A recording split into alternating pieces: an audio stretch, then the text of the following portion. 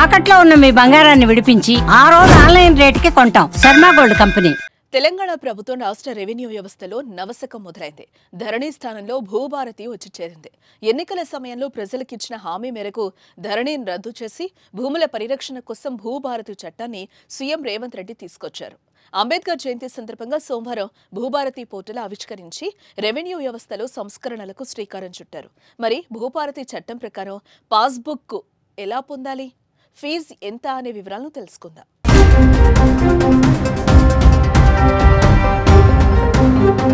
భూభారతి చట్టం ప్రకారం భూమి యజమాని 300 రూపాయలు చెల్లించి దరఖాస్తు చేస్తే పట్టాదారు పాసు పుస్తకం అధికారులు జారీ చేస్తారు. అయితే పాస్బుక్ పొందేందుకు ముందుగా భూమి వివరాలు భూ రికార్డులో నమోదై ఉండాలి. ఆ తర్వాత లైసెన్స్డ్ సర్వేయర్ ద్వారా భూమి సర్వే చేయించుకొని భూమి మ్యాప్ తయారు చేయించుకోవాలి. మండల సర్వేయర్ ఆ మ్యాప్ను ధృవీకరిస్తే అదే మ్యాప్ను పాస్బుక్లో నమోదు చేస్తారు. పాస్బుక్లో ఏవైనా తప్పులుంటే దానికి సంబంధించి దరఖాస్తు చేసుకుంటే ఎంఆర్ఓ పరిశీలించి సరిచేస్తారు. ఎంఆర్ఓ తీసుకున్న నిర్ణయంపై అభ్యంతరం ఉంటే ముందుగా ఆర్టీఓకు, ఆ తర్వాత జిల్లా కలెక్టర్ వద్దకు అప్పీల్ చేసుకునే అవకాశాన్ని ప్రభుత్వం కల్పించింది. ఏ వెసులుబాట్లు ఏవి ధరణి చట్టంలో లేవు.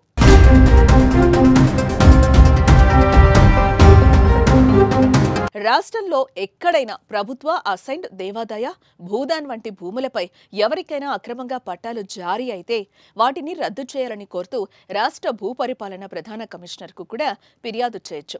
భూభారతి చట్టంలోని సెక్షన్ 16 నిబంధన 15 ప్రకారం ఇటువంటి ఫిర్యాదులకు అవకాశం ఉంది. గతంలో అమలు చేసిన ధరణిలో ఇలాంటి నిబంధనలు కనిపించలేదు. పాస్బుక్ విషయంలోనే ధరణిలో ఉన్న లోపాలన్నింటినీ సవరించి రైతుల భూ సమస్యల శాశ్వత పరిష్కారమే లక్ష్యంగా ఎంతో అధ్యయనం చేసి భూభారతిని కాంగ్రెస్ ప్రభుత్వం తీసుకొచ్చింది.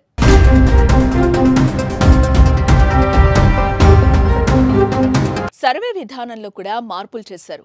5,000 మందికి పైగా సర్వేయర్లకు లైసెన్సులు జారీ చేయనున్నారు. విఆర్ఏఎస్, విఆర్ఓల పునర్నియామకం ద్వారా భూ సమాచారం కలపడం, మార్పులు, మ్యూటేషన్లను సమర్థంగా నిర్వహించనున్నారు. హైదరాబాద్ నుంచి అడిషనల్ కలెక్టర్ స్థాయి అధికారుల పర్యవేక్షణతో పైలట్ ప్రాజెక్టును అమలు చేస్తారు. ధరణి పోర్టల్లో 33 మాడ్యూళ్ల వల్ల రైతులు అప్రమత్తంగా లేకపోతే దరఖాస్తులు తిరస్కరించబడే పరిస్థితి ఉండేది. దీనికి మార్గంగా కొత్త భూభారతి పోర్టల్లో మాడ్యూళ్ల సంఖ్యను 6కి కుదించారు. వారసత్వ బదిలీలో ప్రతి కుటుంబ సభ్యుడికి నోటీసుల జారీ, విచారణ వ్యవస్థను ఏర్పాటు చేశారు.